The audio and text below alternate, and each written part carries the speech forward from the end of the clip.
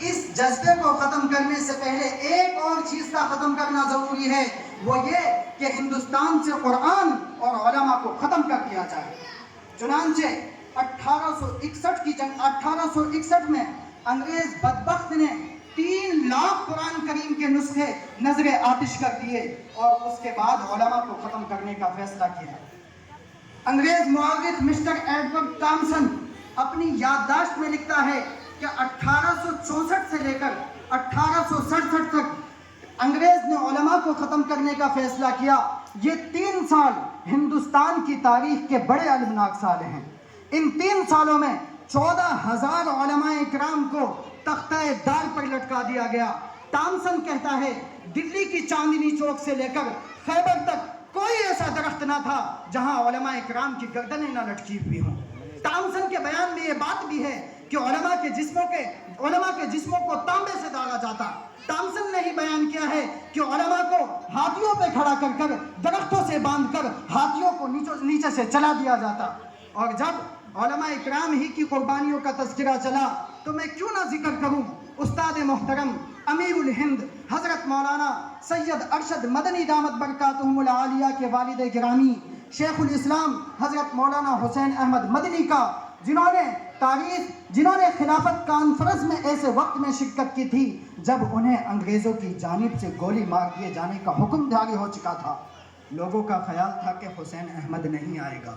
لیکن اس وقت لوگوں کی آنکھیں حیرت سے پھٹی کی پھٹی رہ گئی جب وہ مرد مجاہد سر پر کفن باندھ کر اسٹیج پر آیا اور جلسے کی صدارت فرمائی، اور اسی جلسے کے اندر حضرت نے انگریز کو بلبل اور گولیوں کو گل سے تشبیہ دیتے ہوئے فرمایا تھا، لیے پھرتی ہے بلبل چونچ میں گل، لیے پھرتی ہے بلبل چونچ میں گل، شہید ناز کی تربت کہاں ہے۔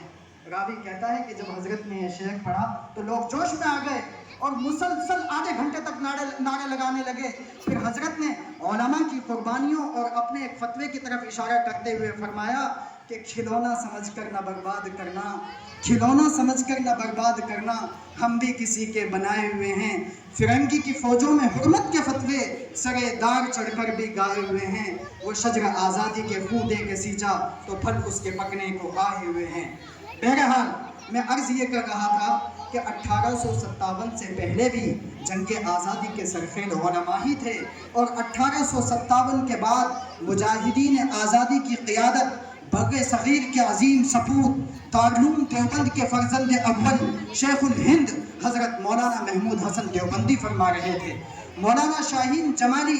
دارالعلوم دیوبند کی تاریخ سیاست میں لکھتے ہیں کہ 1920 کے بعد آزادی ہند کا ایک نیا دور شروع ہوا۔ اس دور میں دیوبند شیخ الاسلام حضرت مولانا حسین احمد مدنی کی قیادت میں جنگ آزادی لڑ رہا تھا۔ ڈاکٹر مختار احمد انصاری اور مولانا ابوالکلام آزاد سیاسی رہنمائی فرما رہے تھے۔ انہی حضرات کی نگرانی میں 1930 کی جنگ میں 30,000 مسلمان قید کیے گئے، 500 دلاور جوان شہید کر دیے گئے، اور آخری جنگ 1947 میں ہندوستان کا آخری governor Lord Mountbatten Hindustan سے رخصت ہو گیا، اور شاہ ولی اللہ محدث دہلوی کے دور سے چلی آ رہی آزادی کی تحریک اپنی منزل مراد پانے میں کامیاب ہو گئی۔ لیکن ان حضرات نے یہ لڑائی شہرت اور ناموری کے لیے نہیں لڑی تھی، اس لیے جب یہ قافلہ حریت منزل مقصود تک پہنچا تو ان علماء اکرام نے دنیا داروں سے اعلان کر دیا کہ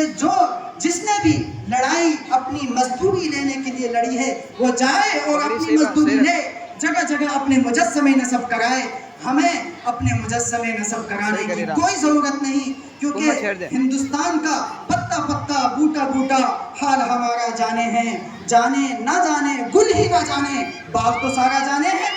مگر اے لوگوں، ہمیں ان مجاہدین کی یادوں کو زندہ رکھنا ہوگا، ان کی بے مثال اور لازوال قربانیوں سے اپنی جدید نسل کو آشنا کرانا ہوگا، کیونکہ ملک کے غدار اور مسلم دشمنوں کی یہ کوشش ہے کہ ان مجاہدین کے عظیم کارناموں سے ہندوستان کی عوام کو اندھیرے میں رکھا جائے، اور یہ تعصب دیا جائے کہ ہندوستان کی جنگ آزادی میں علماء شریک نہیں تھے، مسلمان شریک نہیں تھے، اور وہ یقیناً اپنی اس ناپاک سازش میں کافی حد تک کامیاب بھی ہو چکے ہیں، کیونکہ ہماری یہ جدید نسل خود نہیں جانتی کہ ہمارے علماء اکرام نے ہندوستان کی جنگ آزادی میں کیا کردار نبھایا ہے۔ اس لیے عزیزوں، اگر ہم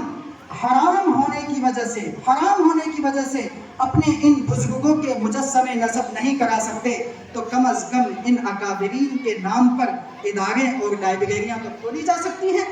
تاکہ ہماری جدید نسل اور آئندہ آنے والی نسلیں ان عظیم بزرگوں کی وفاداریوں کو فراموش نہ کر سکے۔ وہ الگ بات